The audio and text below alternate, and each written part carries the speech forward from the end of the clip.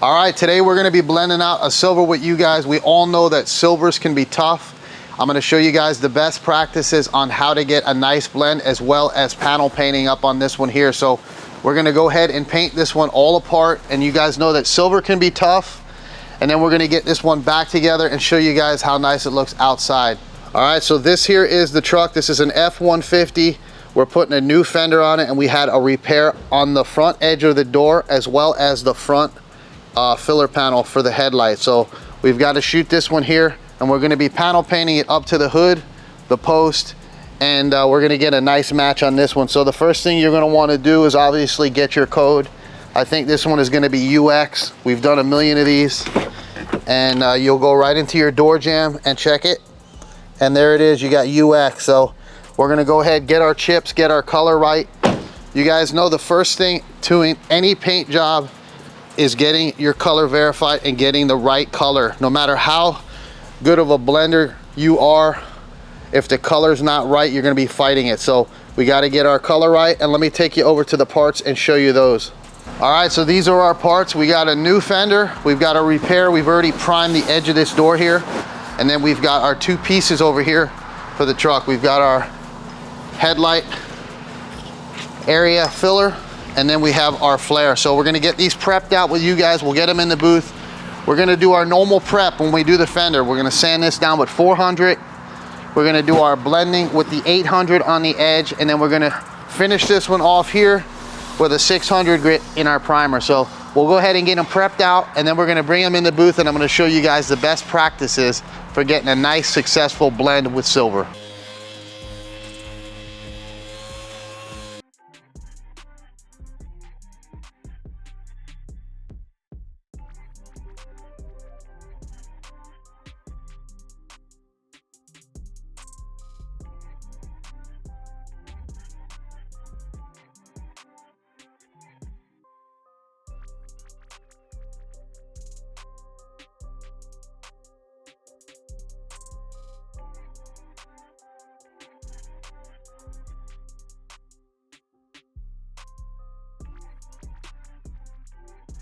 All right, so you guys see here we had the primer on the edge of the door. So we are gonna be sealing this job. You wanna use a sealer, especially when you're doing a new E-coated part, because the adhesion from the base coat is nowhere near as good as having it with a sealer underneath it. So that's gonna give you a nice bond, and that's gonna give you good holdout on your color, and you're gonna have the best longevity with your repair. So a lot of times guys at the house, they'll just go right into the base coat, but you're not gonna have that good of a holdout with your adhesion, putting base coat right on a factory E-coated part. So what I do is we prep everything out, and we're gonna go ahead and seal that. So sometimes you will fight your sealer edge on your blend panel, but we're gonna do some things today to show you guys, if you have a wet bed or you don't have a wet bed, different techniques, that way you can still get a successful blend. But you wanna remember that if you have a nice color match, but it only lasts you 6 months, what's the point? So you wanna make sure that you're doing these jobs with the right procedures and the right products. That way you have a longevity for your repair.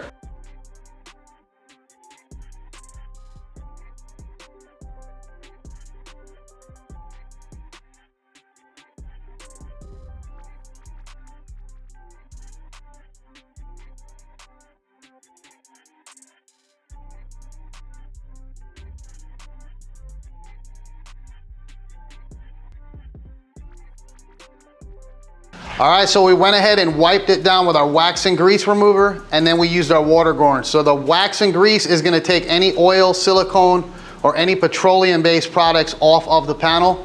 And then the water base is gonna take off the organic, and it's also gonna cut down on the static. So let's go ahead and get this thing sealed, and then we'll get into the application of the base coat. All right, so we're gonna go ahead and seal it now, and hopefully you guys can hear me as I'm gonna be spraying this one here.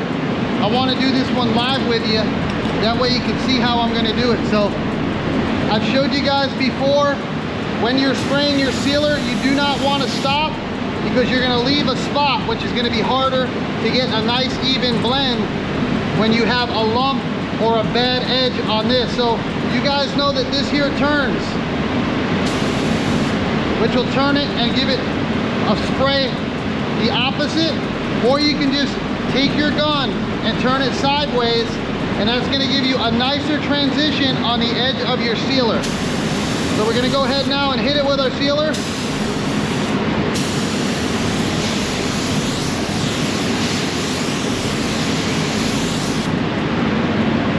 So hopefully you guys can see how nice and even that is. Now you're gonna go ahead and take your uniform finish blender and just hit your edges. And what this is gonna do is it's gonna help it lay down. That way you're gonna have less chance of seeing the end of the sealer once you put your base coat on. So we'll see once we get it on there if we have to adjust it.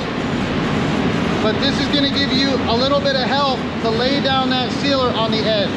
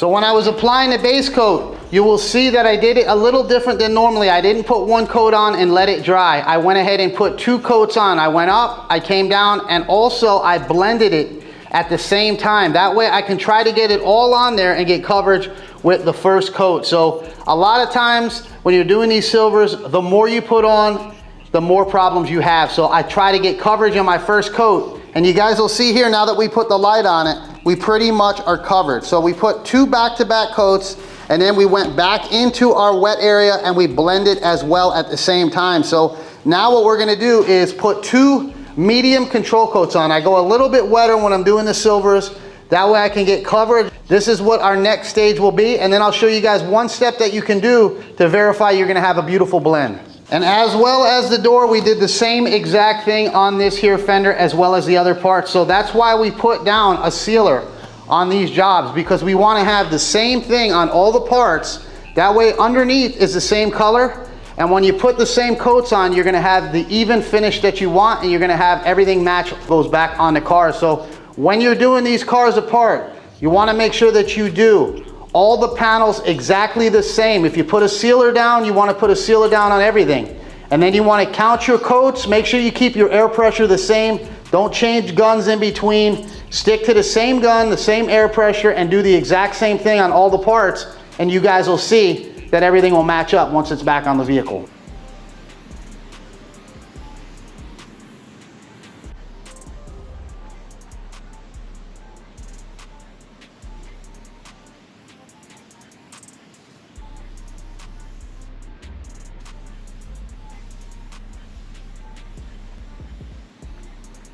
So you see we applied our 2 control coats, and we did those a little bit more wet than we normally do. That way we could get coverage as well. So now what I like to do is, being I didn't wet bed this in the beginning, you're able to tack this job off because once you put down the wet bed, everything wants to stick to that, being this is a latex paint in the water base. So when I'm doing these silvers, these are the steps that I do. I don't do this on much of the other jobs, but when I'm doing the silvers, I like to do this technique because it really helps you out. So I don't apply my wet bed till now. So what I'm gonna do now is run my tack rag over the end of this, and it's gonna pick up any of the metallics that are on the end of this here panel, because it's not sticky, and it'll allow you to take off any of the overspray that you have. And then we will be applying our wet bed. That way, if there's any overspray, you're gonna seal that off and you're gonna trap it, and you're gonna bury it with one more step. So a lot of times with these silvers, you'll start to see little dry spray on the end of your blend panel. So what I like to do is go ahead and tack it off and then apply your wet bed. And you don't have to take your wet bed all the way to the edge of the panel so it will darken it on these silvers.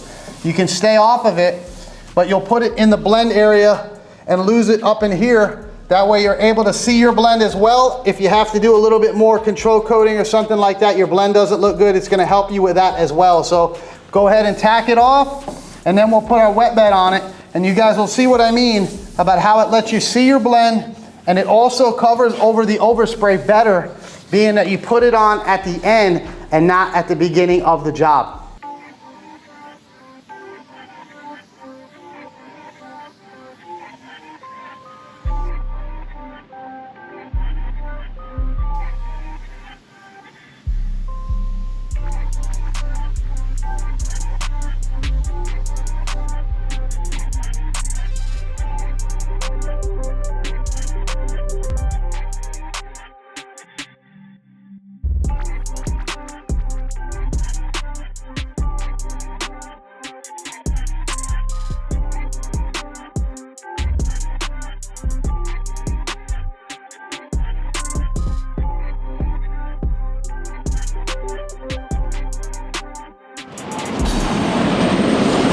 All right, so you guys see what I mean. You're able to see your blend, and you also want to make sure you turn the lights off and check it one more time in the dark, especially with silvers. Sometimes it's tricky when the lights are on to see if you have full coverage on them because you're using a gray sealer. So we've got full coverage. You guys see we didn't take our base clear to the end of the panel, so that way we don't have as much chance of having it darken. And now we're going to go ahead and get this cleared up and get it back on the vehicle. That way we can check it out and see what it looks like.